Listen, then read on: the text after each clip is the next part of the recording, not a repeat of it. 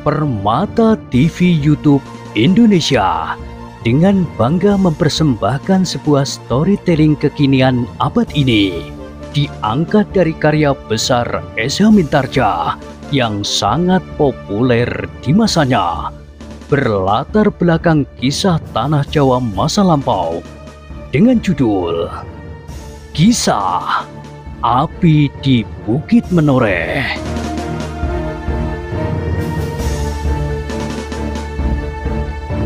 Pada kesempatan yang sangat baik ini, kita masuk pada episode yang ke-531. Selamat menikmati.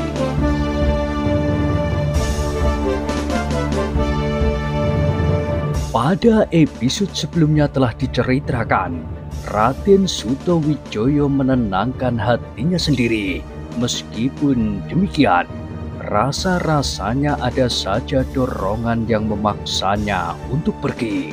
Setiap kali ia selalu menimbang berkali-kali, manakah yang sebaiknya dilakukannya. Tiba-tiba Sutawijaya sampai pada puncak kebingungannya, sehingga dengan lantang ia memanggil pengawal di luar yang sedang bertugas di regol dalam. "Iya, Raden." Pengawal itu datang berlari-lari mendekatinya. "Panggil Ki Lurah Branjangan," perintah Raden Sutawijaya. Pengawal itu termangu-mangu sejenak, namun karena ia mengetahui bahwa Ki Lurah Branjangan sedang pergi, maka ia pun kemudian berkata, "Ampun Raden, Ki Lurah Branjangan sedang pergi ke tanah perdikan Menoreh." "Hei!" Sutawijaya terkejut. "Kenapa ia pergi ke Menoreh?" Pengawal itu menggelengkan kepalanya. Jawabnya, "Aku tidak tahu Raden. Ki Lurah Branjangan kemarin pergi dengan 2 orang pengawal." Raden Sutawijaya menjadi semakin pepat dan tiba-tiba saja ia berteriak, "Pergi! Kau juga pergi kembali ke tugasmu." Pengawal itu termangu-mangu sejenak, namun ia pun kemudian pergi meninggalkan Raden Sutawijaya yang sedang kebingungan itu. "Ia tidak pernah berbuat sekasar itu," berkata pengawal itu di dalam hatinya. Betapapun marahnya, tetapi Raden Sutawijaya tidak pernah berteriak-teriak seperti orang kesurupan.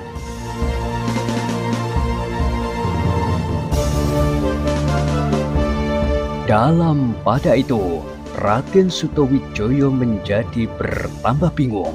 Disangkanya Ki Lurah Branjangan dengan sengaja meninggalkannya karena ia tidak mau pergi bersama ayahandanya itu, Ki Gede Pemanahan Kepajang. Sejenak Raden Sutawijaya masih menghentakkan kakinya di lantai, namun sejenak kemudian maka ia pun duduk dengan lemahnya di pembaringannya. Kepalanya tertunduk, lesu tertampang pada kedua tangannya yang bertelekan pada lututnya. "Apakah orang-orang sudah mulai meninggalkan aku?" Ia bertanya kepada diri sendiri. "Apakah aku telah berbuat suatu kesalahan karena aku berpegang pada sumpahku?" Namun kemudian sekilas tampak bayangan wajah gadis Kalinyamat itu, sehingga dengan suara datar Raden Sutawijaya berdesis, "Aku telah tergelincir ke dalam keadaan yang sangat sulit." Dengan demikian maka Raden Sutawijaya semakin membenamkan diri di dalam biliknya. Ia sama sekali tidak menghiraukan waktu dan apapun yang terjadi di luar biliknya, dan apalagi di luar rumahnya. Namun ia pun kemudian terkejut ketika ia mendengar pintu biliknya diketuk orang. "Siapa?" bertanya Raden Sutawijaya. "Aku Raden, Lurah Branjangan." Di luar sadarnya, tiba-tiba Raden Sutawijaya meloncat berdiri dan membuka pintu biliknya. dan dilihatnya Ki Lurah Branjangan benar-benar berada di muka pintu. "Kau sudah kembali?" bertanya Raden Sutawijaya. "Iya, Raden." "Kau benar-benar pergi ke Menoreh?" "Iya, Raden. Aku baru saja kembali dari Menoreh. Seorang pengawal mengatakan bahwa Raden mencari aku." "Ya, aku memang mencarimu sejak pagi, Ki Lurah. Marilah, masuklah." Ki Lurah Branjangan pun kemudian masuk ke dalam bilik Raden Sutawijaya dan duduk di atas sebuah dingklik kayu persegi panjang. "Ki Lurah, hatiku setiap saat menjadi bertambah gelisah sepeninggal ayahanda," berkata Raden Sutawijaya. Ki Lurah Branjangan mengerutkan keningnya dan ia pun bertanya, "Lalu maksud Raden, apakah Raden akan menyusul ke Pajang?" "Tidak, aku tidak akan pergi ke Pajang sebelum Mataram menjadi sebuah negeri yang ramai." Ki Lurah Branjangan menarik nafas dalam-dalam, tetapi kemudian ia bertanya pula, "Jadi apa maksud Raden?" "Ki Lurah," berkata Raden Sutawijaya kemudian, "aku memang akan pergi, tetapi tidak sampai ke Pajang." "Jadi kemana Raden akan pergi?" "Aku akan menjemput ayahanda. Ada dorongan yang tidak dapat aku elakkan. Seakan-akan aku melepaskan ayah berjalan di tengah-tengah kawanan perampok yang paling jahat," jawab Raden Sutawijaya. "Meskipun aku yakin akan kemampuan ayahanda, namun kali ini aku tidak dapat mengingkari perasaanku yang tidak aku ketahui sebabnya, bahwa aku harus menjemput ayahanda, setidak-tidaknya sampai ke seberang alas Tambak Boyo, atau bahkan sampai ke Prambanan." Ki Lurah Branjangan menarik nafas dalam-dalam, lalu katanya, "Kenapa Raden tidak pergi saja sama sekali ke Pajang?" "Tidak, Paman. Aku tetap pada pendirianku." Ki Lurah Branjangan tidak dapat memaksanya lagi. "Aku hanya akan menjemput ayah di perjalanannya kembali," berkata Raden Sutawijaya kemudian. "Aku tidak tahu kenapa perasaanku menjadi cemas sekali." Ki Lurah Branjangan mengangguk-anggukkan kepalanya, lalu katanya, "Jika demikian, barangkali ada juga baiknya Raden, jika Raden memerintahkan aku akan pergi bersama Raden." "Baiklah, Paman. Sebaiknya Paman menyiapkan sepasukan kecil pengawal. Kita besok pergi menjemput ayahanda. Aku kira hari ini ayahanda baru dapat menghadap, dan besok pagi ayahanda baru akan kembali." "Tetapi Raden, jika Raden membawa sepasukan pengawal dan berada di daerah Prambanan, apakah pasukan pengawal itu tidak akan dicurigai oleh prajurit Pajang yang berada di daerah selatan ini?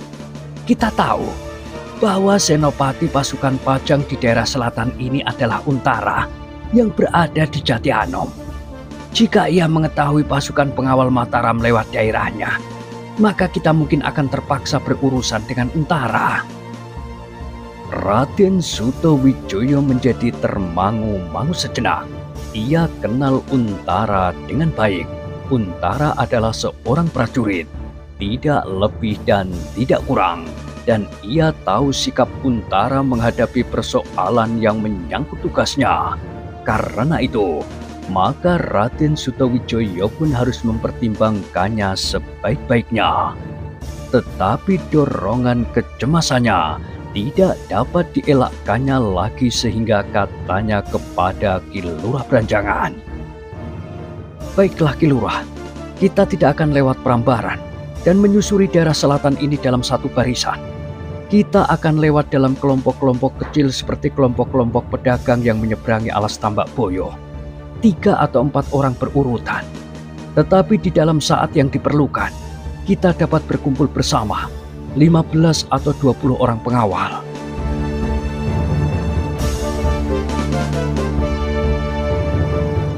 Ki Lurah Branjangan termangu-mangu sejenak.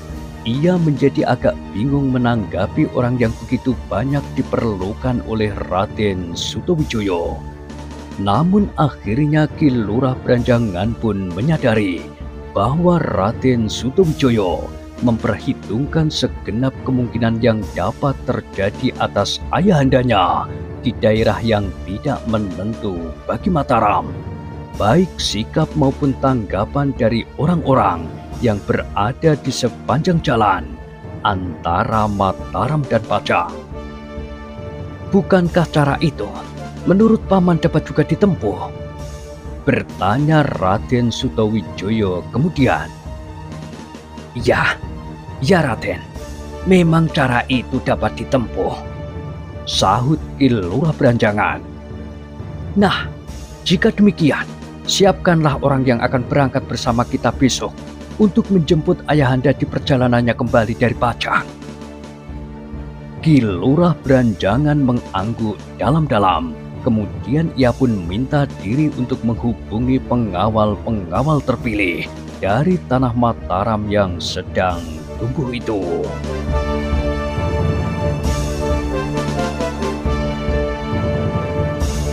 Dalam pada itu, sebenarnya lah bahwa Ki Gede Pemanahan sudah berada di Pajang.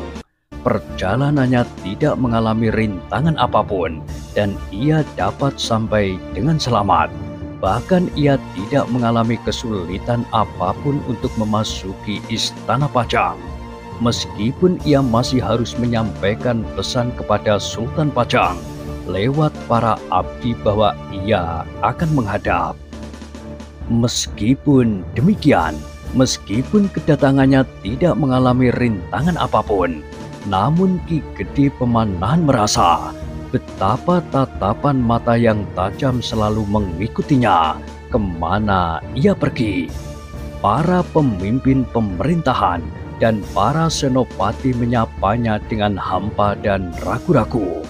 Bahkan ada di antara mereka yang dengan acuh tak acuh melihat kedatangannya. Tetapi di samping mereka yang bersikap asing itu, ada juga antara para senopati yang dengan tergopoh-gopoh mempersilahkannya dan dengan gairah menjambut tangannya. Bagi para senopati, Ki Gede Pemanahan adalah bekas panglimanya.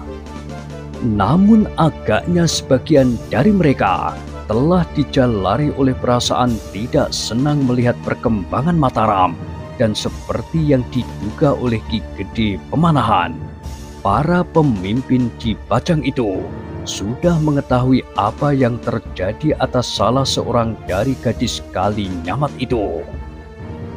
Seperti yang diperhitungkan oleh Raden Sutawijaya, maka baru setelah Ki Gede Pemanahan bermalam semalam di Pajang, barulah ia mendapat kesempatan untuk menghadap Sultan untuk menyampaikan persoalannya.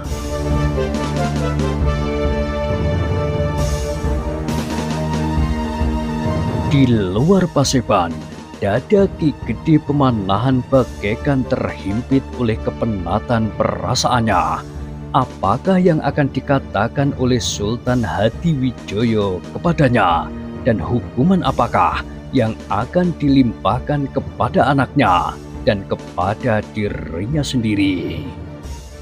Sultan tentu sudah mengetahui apa yang terjadi atas Sutawijaya dengan gadis Kalinyamat itu, berkata Ki Gede Pemanahan di dalam hatinya. Ketika saat menghadap itu tiba, terasa darah Ki Gede Pemanahan bagaikan semakin cepat mengalir. Sebagai seorang prajurit, Ki Gede Pemanahan tidak pernah dibayangi oleh ketakutan mengenai dirinya sendiri, apapun yang akan terjadi di peperangan. Tetapi kini, menghadap Sultan membawa pengakuan atas kesalahan putranya, rasa-rasanya ia berjalan di atas seonggok bara. Ketika seorang pengawal mempersilahkannya masuk, hatinya menjadi semakin gelisah dan cemas. Rasa-rasanya ia sendirilah yang kini memasuki sebuah ruang untuk menjalani hukuman yang sangat berat. Tetapi ia tidak dapat ingkar. Ia harus masuk ke dalam, apapun yang akan terjadi atasnya. Dengan langkah yang berat, Ki Gede Pemanahan melangkah memasuki pintu ruang Paseban dalam. Ketika ia berada di depan pintu, terasa dadanya terguncang. Ruang yang luas itu ternyata kosong sama sekali. Tidak ada seorang pun di dalamnya, kecuali Sultan Hadiwijoyo sendiri. Sejenak Ki Gede Pemanahan diam mematung. Ia belum pernah melihat suasana Paseban seperti itu. Ia belum pernah melihat Sultan Hadiwijoyo duduk sendiri di ruangan yang luas itu, tanpa dihadap oleh para panglima dan bahkan Kipatih.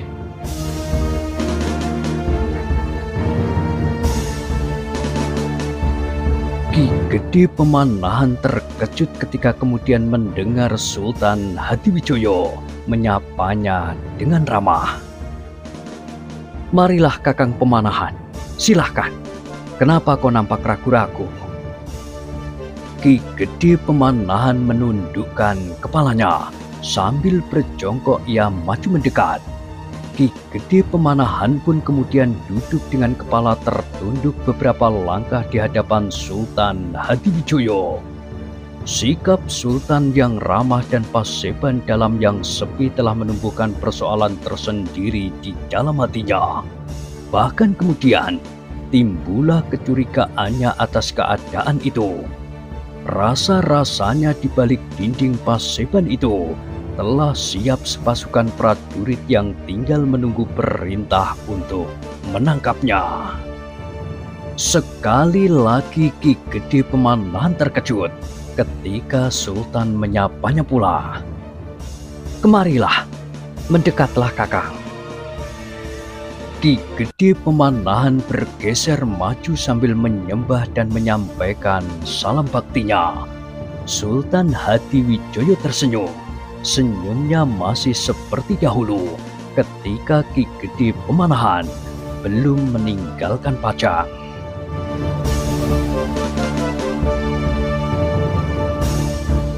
"Kakang Pemanahan," berkata Sultan itu kemudian, "kedatanganmu mengejutkan aku, tapi juga menggembirakan. Sudah lama kita tidak bertemu. Aku sudah rindu kepadamu dan anakku Sutowijoyo. Tapi agaknya kali ini ia tidak ikut bersamamu. Bagaimana keadaannya? Dan apakah ia baik-baik saja?"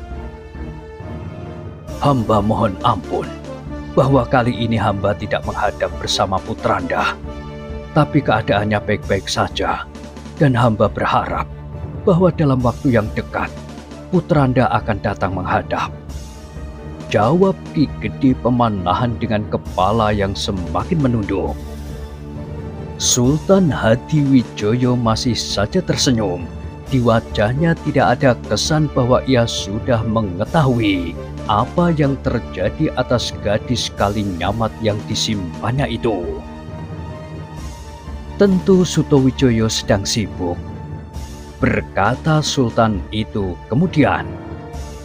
"Aku tahu Sutowijoyo adalah seorang anak yang rajin dan suka bekerja keras. Aku sudah mendengar bahwa Mataram sudah menjadi semakin ramai. Aku gembira bahwa perkembangan Mataram akan menjadi pesat. Meskipun aku juga mendengar banyak rintangan yang harus diatasi. Sebenarnya lah Kanjeng Sultan, Danang Sutowijoyo adalah anak yang rajin dan suka bekerja keras. Bahkan bukan saja bekerja membuka hutan, tetapi juga mengamankannya dari gangguan yang bermacam-macam. Ya, aku dengar banyak binatang buas yang kadang-kadang mengganggu orang-orang yang sedang membuka hutan. Bukan hanya binatang buas yang selama ini mengganggu pekerjaan hamba dan Danang Sutowijoyo. Oh, apa saja yang telah mengganggu kalian?"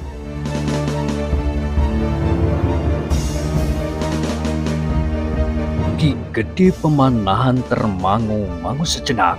pertanyaan Sultan Pajang itu tidak meyakinkannya. Apakah benar Sultan Hadiwijoyo belum pernah mendengar apa yang terjadi di Alas Mentawai? Bukankah para prajuritnya tersebar sampai di perbatasan? Tetapi Ki Gede Pemanahan harus menjawab pertanyaan itu. Karena itu maka katanya, "Ampun Kanjeng Sultan, selain binatang buas, agaknya ada juga orang-orang yang tidak senang melihat Alas Mentawai dibuka menjadi sebuah negeri." Oh, Sultan Hadiwijoyo mengerutkan keningnya. Tetapi itu pun tidak mengherankan. Semua usaha tentu akan mengalami rintangannya. Tetapi usaha yang demikian akan memberikan kepuasan jika kelak berhasil. Danang Sutawijoyo akan berbangga bahwa ia telah membuka hutan yang lebat dan menjadikannya sebuah negeri yang ramai. Berbeda dengan mereka yang tanpa berbuat apa-apa, sudah dengan sendirinya menerima kedudukan dan kekuasaan yang berlimpah-limpah. Bukankah demikian, Kakang Pemanahan? Iya Kanjeng Sultan. Ki Gede Pemanahan tergagap. Ia masih belum dapat menjajaki kata-kata dan sikap Sultan Hadiwijoyo. Apakah sikapnya itu sekedar lamis atau benar-benar melontar dari lubuk hatinya? Namun ternyata dengan demikian, Ki Gede Pemanahan menjadi semakin berdebar-debar. Seakan-akan ia berhadapan dengan seseorang yang tidak dapat dimengerti. Seseorang yang dibayangi oleh rahasia yang tidak terungkapkan.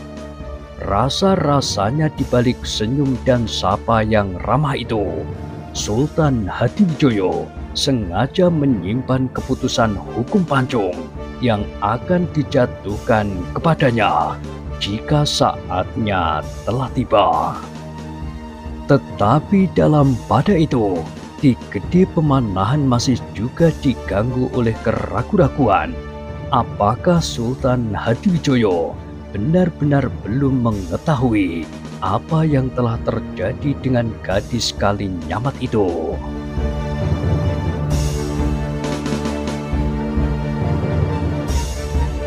Tetapi Kakang, berkata Sultan Hadiwijoyo selanjutnya, di dalam saat-saat seperti ini, dengan tanpa memberitahukan lebih dahulu, Kakang Pemanahan tiba-tiba saja sudah berada di Istana Pajang, telah membuat aku bertanya-tanya. Sultan Hadiwijoyo berhenti sejenak, lalu katanya, apakah di dalam usaha Kakang Pemanahan dan Sutawijoyo membuka Alas Mentawai menemui kesulitan?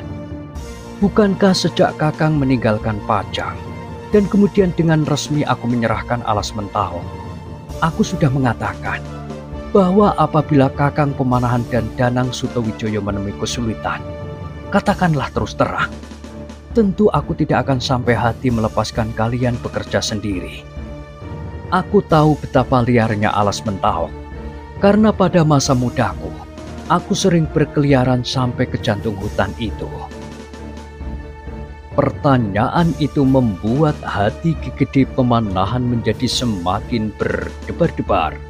Ia semakin tidak mengerti sikap sebenarnya dari Sultan Pajang. Akhirnya Ki Gede Pemanahan tidak lagi dapat menahan hatinya.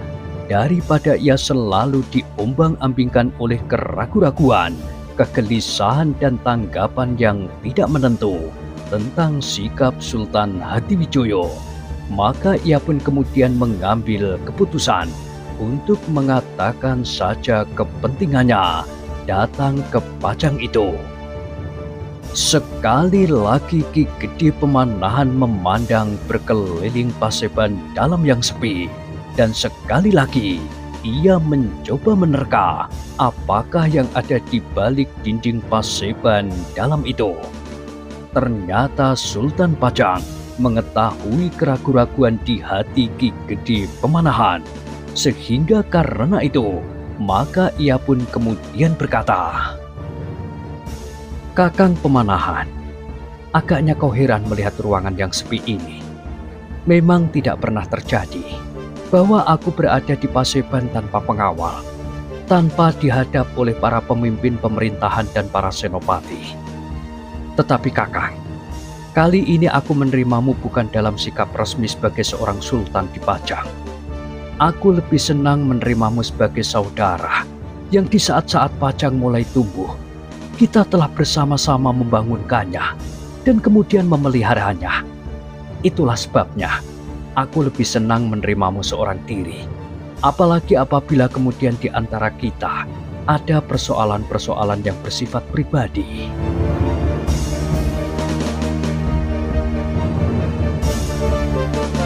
Dada Ki Gede Pemanahan berdesir karenanya, entah disengaja atau tidak, Sultan Pajang sudah mulai menyinggung persoalan pribadi seperti yang hendak dikatakannya. "Ampun Kanjeng Sultan," berkata Ki Gede Pemanahan itu kemudian. "Sebenarnya lah hamba menjadi heran bahwa hamba telah berada di dalam ruang Paseban dalam yang sepi dan tidak seperti kebiasaan yang berlaku.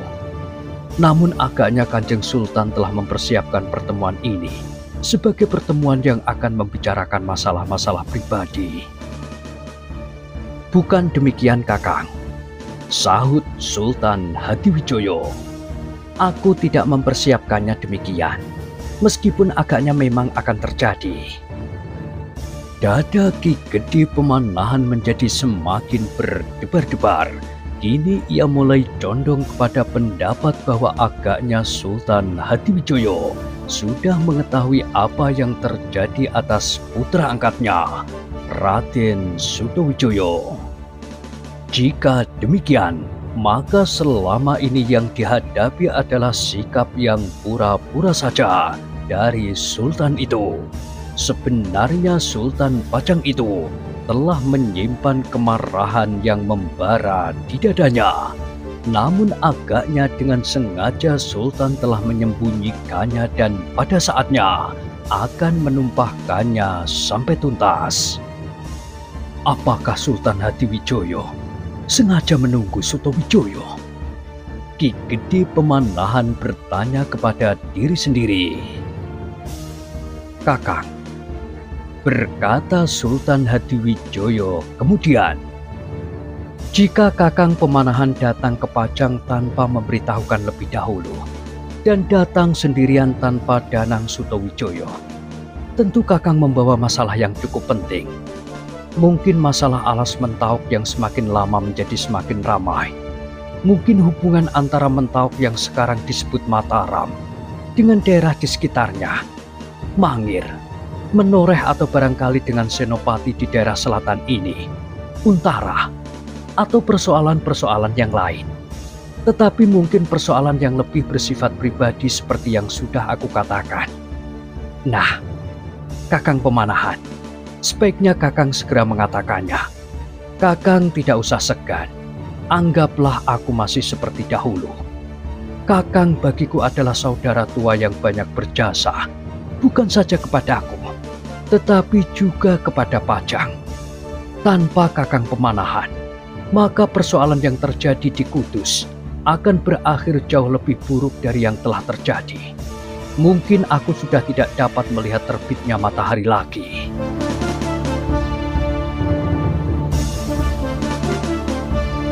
Ki Gede Pemanahan menarik nafas dalam-dalam. Ia semakin tersiksa oleh sikap Sultan Hadiwijoyo. Ia lebih senang jika Sultan Hadiwijoyo itu bersikap garang, marah dan membentak-bentak, atau bahkan dengan lantang menjatuhkan hukuman atasnya. Tetapi kini Sultan Hadiwijoyo tetap tersenyum dan dengan ramah bertanya kepadanya, apakah yang akan dikatakannya. Sekilas teringat oleh Ki Gede Pemanahan atas apa yang pernah dilakukan oleh Sultan Pajang pada saat Adipati Jipang mulai menebarkan kekuasaannya yang ternyata kemudian gagal. Setelah Sunan Prawoto terbunuh, kemudian disusul oleh Sunan Hadiri, terjadilah peristiwa itu. Dua orang utusan Adipati Jipang berhasil memasuki Istana Pajang. Namun atas kesigapan Panglima Wiratamtama yang saat itu dipegang oleh Ki Gede Pemanahan sendiri bersama Ki Penjawi, maka kedua orang itu tertangkap. Ternyata keduanya mendapat perintah untuk membunuh Sultan Hadiwijoyo.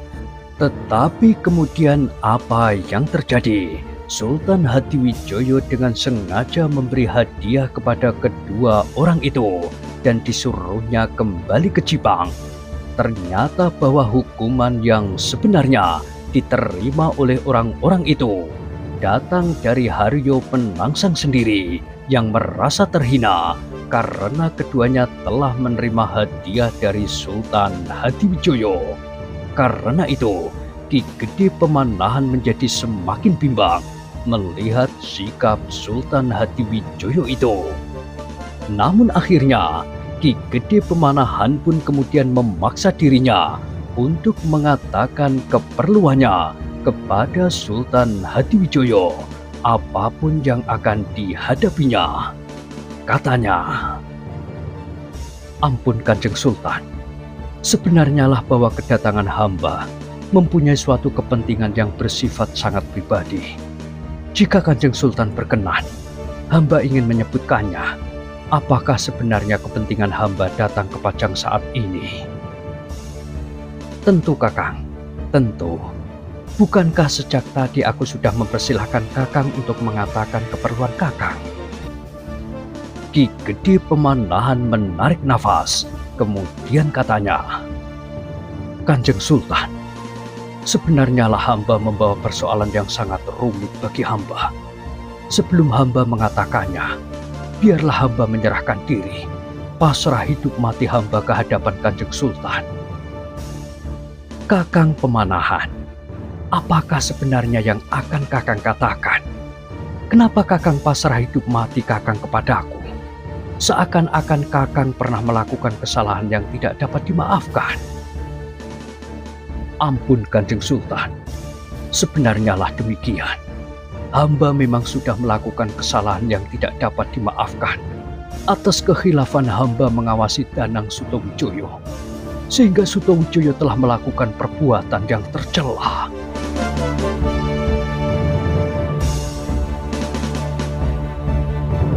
Sultan Hadiwijoyo mengerutkan keningnya. Ditatapnya Ki Gede Pemanahan sejenak, lalu dengan nada datar ia berkata, "Katakan, ampunkan hamba bahwa hal itu telah terjadi. Hal yang manakah yang kau maksudkan?" "Kanjeng Sultan, adalah di luar kemampuan hamba untuk mencegahnya bahwa Danang Sutawijoyo, putra angkat terkasih dari Kanjeng Sultan sendiri, telah melanggar pagar ayu." "Katakan, katakan." Suara Sultan Hadiwijoyo mulai berubah. "Danang Sutawijoyo dengan diam-diam telah melakukan hubungan dengan salah seorang gadis Kalinyamat, putri dari Kanjeng Sunan Prawoto yang sedianya diperuntukkan bagi Kanjeng Sultan. Bukankah kedua putri itu hadiah dari Kanjeng Ratu Kalinyamat kepada siapapun juga yang berhasil membinasakan Haryo Penangsang? Dan bukankah Kanjeng Sultanlah yang saat itu menyanggupinya? Dan sebenarnya lah Haryo Penangsang telah terbunuh. Dengan demikian, maka Kanjeng Ratu Kalinyamat tidak akan dapat ingkar dan menyerahkan kedua gadis itu kepada Kanjeng Sultan Hadiwijoyo." Sultan Hadiwijoyo memejamkan matanya. Sejenak ia diam mematung. Terasa jantung Ki Gede Pemanahan berdetak semakin keras. Dengan menahan nafas, ia menunggu apakah yang akan dikatakan oleh Sultan Hadiwijoyo tentang Sutawijoyo. Menilik sikapnya, maka agaknya Sultan Hadiwijoyo sedang menahan gejolak perasaan yang melanda dinding jantungnya.